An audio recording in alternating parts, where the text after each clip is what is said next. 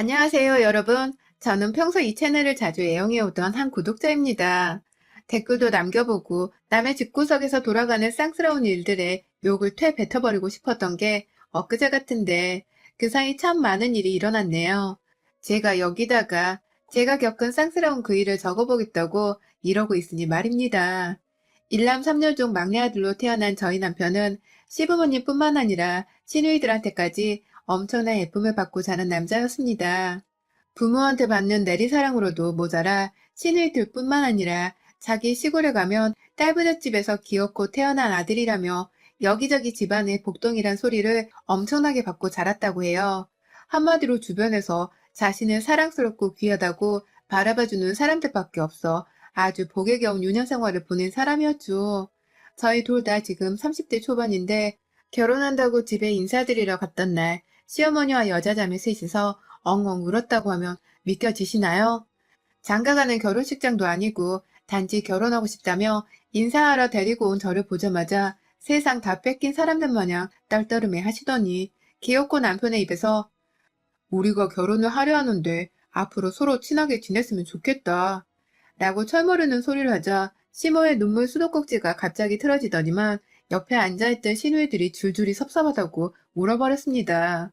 심지어 첫째 시누이랑 둘째 시누이는 이미 결혼해서 애도 낳은 상태였는데 지들 시집갈 적은 생각을 못하는 건지 남동생 옆에서 뻘쭘하게 서 있는 저를 본체만 차며 지들 동생 장가 못 보낸다고 울어제끼는데 세상에 이런 집구석도 있긴 있구나 싶더라고요. 그때가 딱 1년하고 7개월 정도 전이었는데요. 저는 이게 결혼 허락을 받은 건지 안 받은 건지 너무 헷갈려서 남편과 도저히 결혼 준비를 해야겠다는 생각이 안 들어 이별을 결심했었어요. 아, 물론 시댁에서 오는 여자들한테 너무 충격을 받아서 이 집 구석에는 시집을 가지 말아야겠다는 확고한 생각도 있었고요.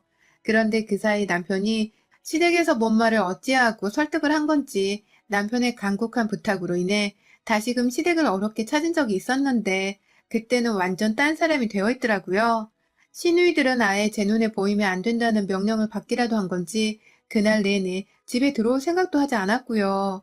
시부모님과 남편 그리고 저 이렇게 넷이서만 같이 만났는데 아휴 우리가 지난번에 주책이어서 널 볼 면목이 없었다.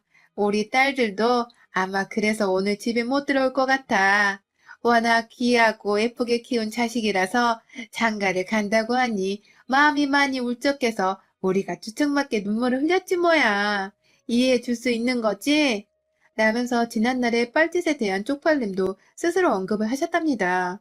뭐 그렇게까지 말씀을 해주니 저도 제가 뭐라고 굳이 다시 불러 좋게 변명을 하실까 싶어 오히려 속사정을 말씀해 주신 게 감사했죠.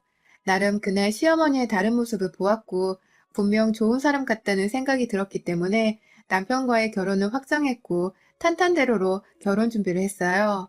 결혼을 할 때까지 남편이 얼음장을 놓았는지 뭐 저는 따로 시어머니나 시누이들하고 연락을 나눌 수 있는 기회가 전혀 없었고 오히려 혼자서 심부된다며 코로나가 터지고 나서도 드레스 입을 생각에 밤잠을 못 이룰 정도였습니다.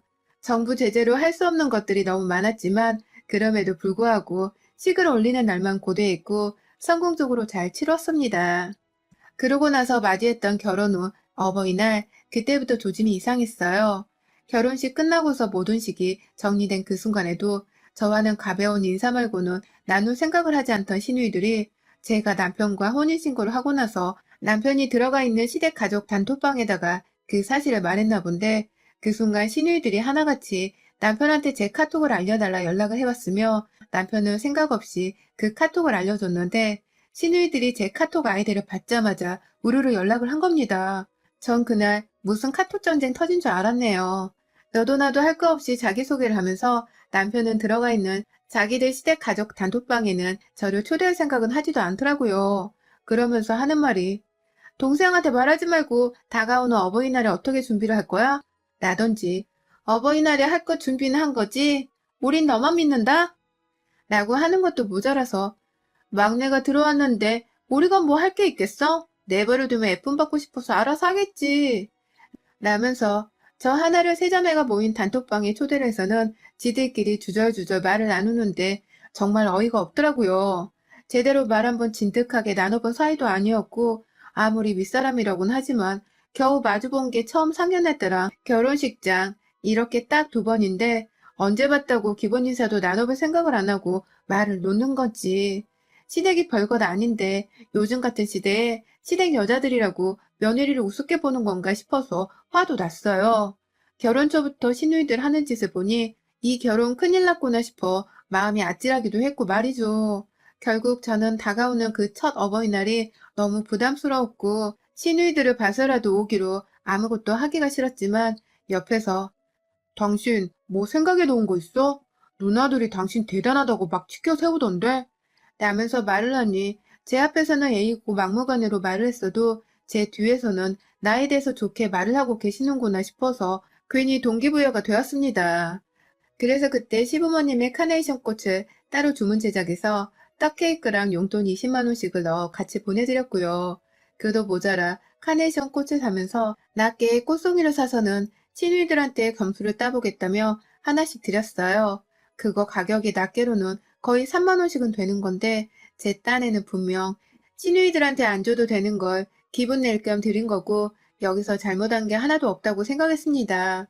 오히려 시누이들이 고맙다고 인사를 건네줄 거란 기대까지 하면서 꽃을 건넸어요. 그런데 이건 미련스럽고 며느리 짓을 단 한 번도 해본 적이 없는 저란 미천한 인간의 큰 실수였더군요. 시부모님께 필요 없는 떡 케이크를 선물했다는 가당치도 않은 혼을 들어야 했고 자기들한테는 현금이 아니라 꽃을 줬다면서 이걸 어디다 써먹어? 우리 아파트 경비 아저씨나 줘야겠다. 라면서 급기야 제 선물을 저도 모르는 다른 사람에게 줘버리고 말겠다는 소리를 하더라고요. 어버이날에 내 부모도 아닌 것들이 나한테 현금을 받겠다고 번갈아 카톡을 보내면서 이 사단을 만들어내고 있는 게 너무 한심해 보여서 답장을 안 하고 지들끼리 나누는 카톡을 한번 지켜봤습니다. 그런데요, 큰 시누이가 제가 답장이 없는 것을 보고는 너 내 말 씹니? 라고 카톡을 보냈길래 서로 대화 나누시기 바쁘신 것 같아 보고만 있었습니다. 라며 우회적으로 답하기 귀찮았다는 말을 적어서 보내자 갑자기 시어머니를 그 단톡방에 초대를 하셨어요. 저는 졸지에 시어머니와 시누이 셋, 한마디로 시어머니 넷이 들어와 있는 단톡방에서 완전히 혼자 피 한 방울 안 섞인 이방인이자 며느리로 들어와 있었고요. 결국 저는 그 단톡방에서 시어머니로부터 먹기도 싫은 떡 케이크를 선물할 바에야 그냥 현금으로 네 시누이들한테 좀 나눠주지 그랬냐? 라는 희대의 상스러운 소리를 듣고야 말았네요. 내가 정말 살다 살다 어버이날에 시누이들 현금 용돈까지 주라는 시어머니는 또 처음 봤고 그걸 쪽팔린 줄도 모르고 당연하다는 듯이 강요하는 시누이들도 정말 처음 봤습니다. 알겠습니다. 라고 답장을 하고는 카톡창을 닫아버렸어요. 그 단톡방 알림은 무음으로 해놨고 마음 같아선 확 방을 탈퇴하고 싶었으나 시어머니까지 들어오셨으니 어쩔 수 없다면서 혼자 궁시렁대며 기분 나빠하고 토라질 수밖에 없었네요. 저희 남편이 저희 친정 어버이날을 챙겨줘서 저는 남편과 같은 금액 안에서 시부모님을 챙기는 것도 모자라 추가로 돈을 더 써서 시누이들까지 꼭 몇 송이로 기분 좋으라고 생생을 내봤던 건데 남편은 우리 친정으로부터 그저 고맙다는 소리만 들으면서 이쁨을 받았으나 저는 시댁으로부터 먹기도 싫은 이란 말과 돈 달라는 억지들을 들어야 했네요.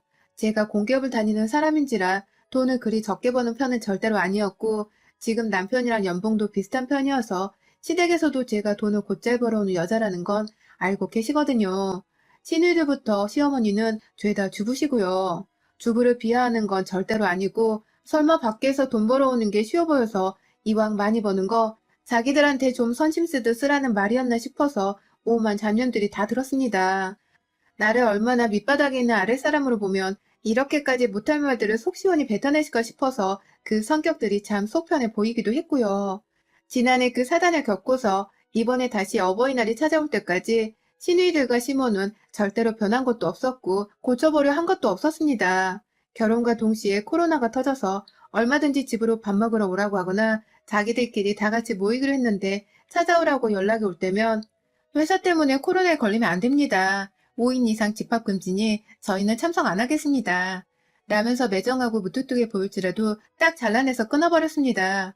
솔직히 결혼 전부터 결혼 초까지 저한테 한 말들과 짓거리들을 보면 더 잘 보이고 싶은 사람들도 절대로 아니었고 잘 보일 필요조차도 없는 사람이었기에 저는 굉장히 친해지지 않으려고 부단히 노력을 했어요. 내가 내 남편이랑 결혼을 했으니 시부모님께는 최소한의 며느리 도리를 하면서 사는 건 맞지만 그 옆에서 줄줄이 달려있는 시누이들 용돈까지 챙겨주는 호구 같은 짓은 절대로 하기 싫다는 걸 분명히 보여주기 위함이었죠.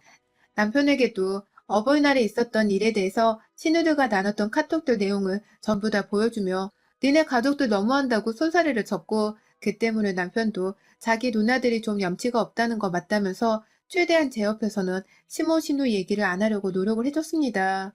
명절에 어쩔 수 없이 만나야 했던 때에는 시누들이 모두 자기 시댁에 가 있고 막내 시누만 집에 있었기 때문에 비교적 일만 열심히 하고서 첫째, 둘째 시누이들이 오기 전에 후다닥 제 친정으로 갔고요. 그런 식으로 다 같이 모이는 자리를 최대한 불편해하고 싫어하는 티를 내면서 내가 호구가 아님을 당당히 알리며 살았는데요. 이번 어버이날에 또다시 같은 일이 반복이 되었습니다. 그렇게 호구가 아닌 걸 보여왔음에도 불구하고 오히려 이게 소름 끼치게도 시누이들하고 시모한테는 저를 응징하고 홍구멍을 내줄 약점이 되어버려 있더라고요. 이번 어버이날은 작년의 기억이 너무 안 좋아서 아예 안 챙겨드릴까도 싶었습니다. 결국 남편이랑 다시 상의를 해서는 각자 부모님을 각자가 챙겨드리는 것으로 하자는 당연한 결론을 내렸고요. 저는 저대로 저희 부모님을 위한 선물과 용돈을 준비하고 남편은 남편대로 시부모님을 위한 자기만의 선물을 준비했어요. 저는 솔직히 평상시에 저희 부모님께 용돈이란 걸 자주 드리는 편이 아니었고, 또 저희 부모님은 각자 지금도 경제활동을 하고 계신지라 돈이 궁하신 분들이 아니셨기 때문에 금전적인 것이 중요한 게 아니었으나 저도 이왕이면 자식 생색을 내고 싶어서 요즘 SNS에 유행한다는 돈방석을 5만 원 지폐로 직접 만들어서 선물해 드렸습니다. 남편은 그걸 보더니 나는 그렇게 못해. 그냥 현금 드리고 말래. 하면서 자기는 그냥 귀찮아서 방석 같은 거 못 만들겠다며 돈으로 시부모님께 드릴 거라고 했고요. 뭐 각자 자식마다 용돈 주는 스타일이 다른 거니까 우리는 서로의 방식에 대해서 절대로 비꼬거나 간섭을 하지 않았습니다. 그게 맞는 거기도 하고요. 그런데 문제가 있었어요. 저는 저희 시누이들이 SNS를 하는 줄은 까마득히 몰랐습니다. 저희 남편이 SNS를 안 하니까 시누이들 것을 알 수 없었기 때문에 찾아내기는 더더욱 힘들었었는데요. 제가 저희 부모님 드린다고 찍어서 제 SNS에 올린 돈방석 사진을 글쎄 저희 둘째 신우가 보고서는 난리가 나버리고 말았습니다. 아직도 이게 왜 난리가 나는 포인트인 건지 도무지 이해할 수가 없는 신우년들의 행동이지만 요약해보자면 신우는 평소 제 SNS를 알아내겠다면서 저희 동네 이름 유치를 검색해서는 그 동네에서 사진 올라오는 사람들 SNS를 전부 뒤지고 다녔다고 하더군요. 아무리 밖에서 직장을 안 다녀도 그렇지 집에서 할 일이 더럽게 없었나 보더라고요. 너 그렇게 안 봤는데 우리 엄마랑 니네 엄마랑 차별하는 거니 뭐니? 오히려 시어머니를 더 윗사람으로 대해야 하는 게 며느리 도리 아니니? 라면서 카톡이 날라오더니만 급기야 제 SNS 화면을 캡처해가지고는 그 단톡방에다가 올려버렸어요. 그러자 이내 줄줄이 첫째 신우고 막내 신우고 시어머니고 할 것 없이 이진년들이 우르르 또 카톡을 보내와서는 와, 지네 엄마만 신경 쓰고 우리 엄마는 그냥 돈 20만 원 주고 끝을 낸 거야? 라며 나 낳아준 내 친정엄마를 겨우 시어머니한테 비교를 해대질 않나. 급기야 막내 신우녀는 싸가지 없다. 나는 문장 하나를 딱 보냈는데 아우 진짜 지들끼리 제 욕을 퍼붓는다고 미친 듯이 카톡을 보내서 제가 감히 끼어들 겨를이 없었습니다. 남편과 저는 각자 부모님을 각자 챙겨드리기로 얘기를 이미 끝냈습니다. 남편이 어머님께 얼마를 드린지는 저도 오늘 처음 알았네요. 라면서 어떻게든 내가 일부러 차별을 해서는 돈을 차이나게 용돈을 준 게 아니라는 걸 어필하려 했지만 예상하시는 대로 아무도 제 말을 듣는 사람들은 그 중에 없었어요. 결국 저는 애기가 안 통하는데 이렇게 시간 낭비조차 하기 싫어 죽겠다며 남편을 그 단톡방에 초대를 했고요. 제가 남편을 초대하자마자 시댁 것들이 입을 꾹 다물고 아무도 대화를 먼저 하지를 않대요. 마치 짠 것처럼 말입니다. 결국 그렇게 억지로 남편을 초대하면서 상황은 일단락이 되었고 저는 퇴근할 때까지 카톡 내용들에 여전히 정신을 못 차리고 있다가 퇴근길에 아예 시댁년들 카톡방에서 들은 말들을 전부 다 캡처해서는 남편에게 전송했습니다. 오늘 너 보기 싫어서 친정 가서 자고 갈게. 나 낳아주신 내 부모님이 당연히 먼저인데 니네 엄마랑 누나들은 지들이 뭔데 나한테 우리 엄마보다 니네 엄마를 더 챙겨란 말아야. 어디서 그런 어토양도 없는 생각을 배워와서는 나한테 강요를 하려들어. 작년부터 니네 식구들 진짜 왜 이러는 거야? 어버이날에 나한테 뭐 돈 뜯어내기로 작정한 날인 거니?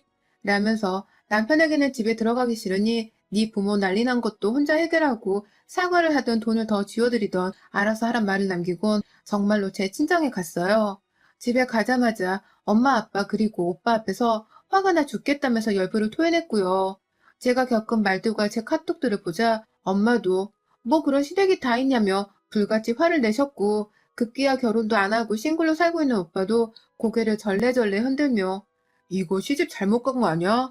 라면서 혀를 차는데 그때 밖에서 신유년들의 목소리가 들려와 제 간이 바닥에 떨어질 뻔했습니다. 아니 글쎄 시누이들 셋이랑 시어머니가 사돈 어려운 줄을 모르고 저희 친정에 찾아온 겁니다. 뒤에 보니 남편도 없는데 어떻게 이 사람들의 내 집 주소를 찾아내서는 왔나 싶어 물어보려고 했으나 그럴 새도 없이 시댁 것들은 제 집안으로 들어와서는 다짜고짜 저희 엄마를 향해서 딸이 왜 그따위입니까? 어떻게 아들을 구슬렸길래 우리한텐 딸랑 20만 원을 끝을 내고 사돈한테 돈방석을 주냐고요? 라면서 삿대질을 해댔습니다. 당연히 저는 그 꼴을 보고 눈이 뒤집혀서 가만히 있을 수가 없었죠. 아빠랑 오빠 그리고 제가 셋이서 동시에 그것들을 말리고 집에서 쫓아내겠다고 달려갔고 제 손을 뿌리쳐대는 둘째 신우한테 아니 남의 SNS 찾아낸 것도 모자라 이젠 친정집까지 찾아내요? 진짜 살다 살다 이런 경우는 또 처음이네. 내 부모 내가 잘 챙겨주겠다는데 형님들이 뭔데 감나라 배나라입니까? 돈이 모자르다 싶으면 형님들이 직접 돈을 더 챙겨주면 될 거 아니에요. 줄 돈이 없어서 며느리한테 돈을 뺏기라도 하겠다는 거예요? 내가 왜 시어머니 돈을 더 챙겨줍니까? 어머니가 저 낳으셨어요? 라면서 달려들다 말고 급기야 저를 가장 욕보였던 둘째 신우 앞으로 달려가 소리를 지르며 큰 키로 기선제압을 하자 오빠는 제가 한 대 치기라도 할까 싶었는지 아님 일부러 신우이들을 겁주려고 그랬는지 야, 너 저번처럼 또 사람 패지 마라. 지금 너 더 빡쳤어. 그러다 사람 죽어.